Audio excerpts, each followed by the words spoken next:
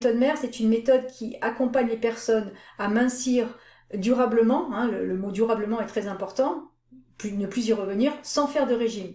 Et l'idée, c'est plus de décoder les comportements qui poussent à manger que réellement comprendre ce qui se passe dans l'assiette. Je pars du principe que la nourriture, c'est un régulateur émotionnel et le surpoids, c'est un rempart contre la vie difficile. Donc j'utilise la nourriture pour gérer mes stress, mes émotions et je mets du surpoids autour de moi pour effectivement me protéger comme si la vie était un combat et que je devais en fait mettre un rempart, une armure autour de moi. Pourquoi je fais cette distinction-là? C'est important parce qu'en fait, il y a des gens qui mangent beaucoup et qui sont en surpoids, et ça c'est normal. À un moment donné, on est dans une logique qui est logique.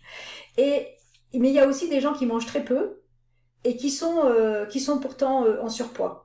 Et ça, ces personnes-là, effectivement, c'est compliqué parce que elles ont beau expliquer à des médecins qu'elles mangent rien, et elles sont pourtant en surpoids. De la même manière qu'il y a des personnes qui mangent beaucoup et qui sont en sous-poids, en fait, on se rend compte que la nourriture n'est pas le problème, puisque des fois je mange beaucoup et je maigris, ou en tout cas j'arrive pas à prendre de poids, et des fois je mange beaucoup, effectivement je prends du poids.